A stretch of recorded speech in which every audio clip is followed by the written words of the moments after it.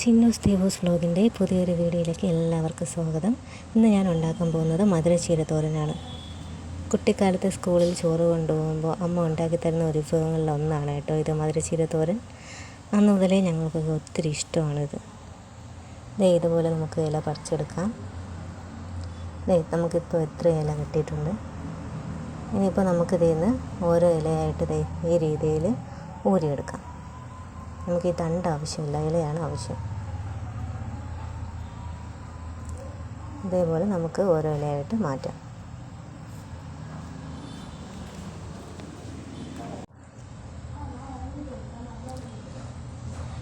ഇലയെല്ലാം ഊരി മാറ്റി നമുക്കിത് എത്ര ഇല കിട്ടിയിട്ടുണ്ട്.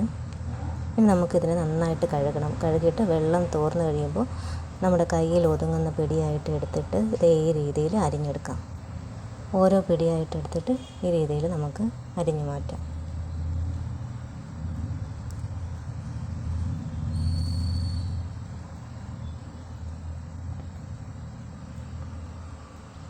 പാടി വരുമ്പോൾ കുറച്ചേ കാണത്തുള്ളൂ, നമുക്ക് ഈ അരിയുന്നതിൻ്റെ അത്രയൊന്നും കാണത്തില്ല. നമുക്ക്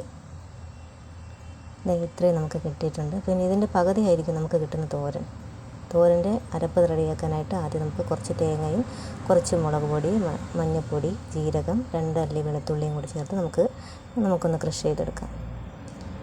അതിനുശേഷം നമുക്ക് ഗ്യാസ് ഓണാക്കി ചീനിച്ചട്ടിയിൽ കുറച്ച് വെളിച്ചെണ്ണ ഒഴിച്ചു കൊടുക്കാം.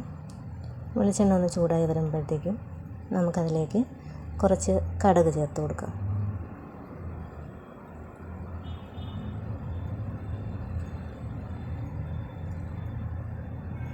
കടുക് പൊട്ടിക്കഴിയുമ്പോൾ നമുക്കതിലേക്ക് അരിഞ്ഞു വച്ചിരിക്കുന്ന മധുരച്ചീര ഇട്ട് കൊടുക്കാം.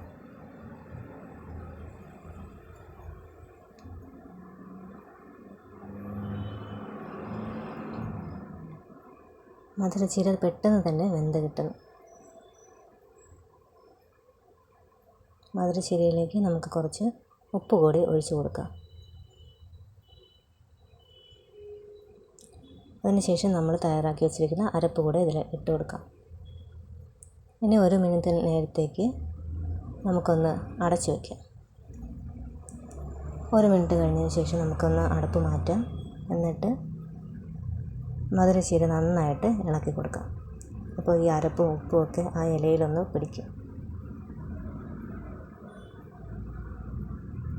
നന്നായിട്ട് നമുക്കൊന്ന് ഇളക്കി കൊടുക്കാം. വളരെ പെട്ടെന്ന് തന്നെ ഇത് വെന്ത് കിട്ടും.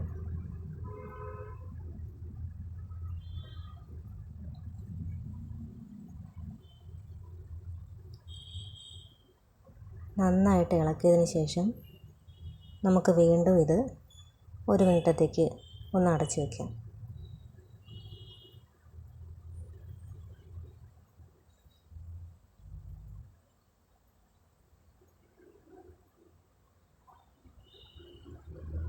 ഇപ്പോൾ നന്നായിട്ട് ഇളക്കിയിട്ടുണ്ട്. ഇനി നമുക്ക് അടച്ചു വയ്ക്കാം. ഇനി 1 മിനിറ്റ് കഴിയുമ്പോൾ നമുക്ക് വീണ്ടും മൂടി തുറക്കാം. ഇപ്പോൾ നന്നായിട്ട് വെന്തിട്ടുണ്ട്. വീണ്ടും നമുക്കൊന്നുകൂടെ ഒന്ന് ഇളക്കി കൊടുക്കാം. ഇനി നമുക്ക് വേവിക്കേണ്ട ആവശ്യമൊന്നുമില്ല, നന്നായിട്ട് ഇപ്പോൾ തന്നെ വെന്തിട്ടുണ്ട്. അരപ്പും ഉപ്പും ഒക്കെ മധുരച്ചീരയിൽ പിടിച്ചിട്ടുണ്ട്. ഇത്ര വേവേ ആവശ്യമുള്ളൂ നമുക്ക്. ഇനി കൂടുതലായി കഴിഞ്ഞാൽ ഇല കരിഞ്ഞു പോകും. അപ്പോൾ അതുകൊണ്ട് ഇത് മതി. നമ്മുടെ മധുരച്ചീര തോരൻ റെഡി ആയിട്ടുണ്ട്. അപ്പോൾ എല്ലാവർക്കും, വീഡിയോ കണ്ട എല്ലാവർക്കും ഒത്തിരി നന്ദിയുണ്ട്. ഇനിയും സപ്പോർട്ട് ചെയ്യുക. Thank you.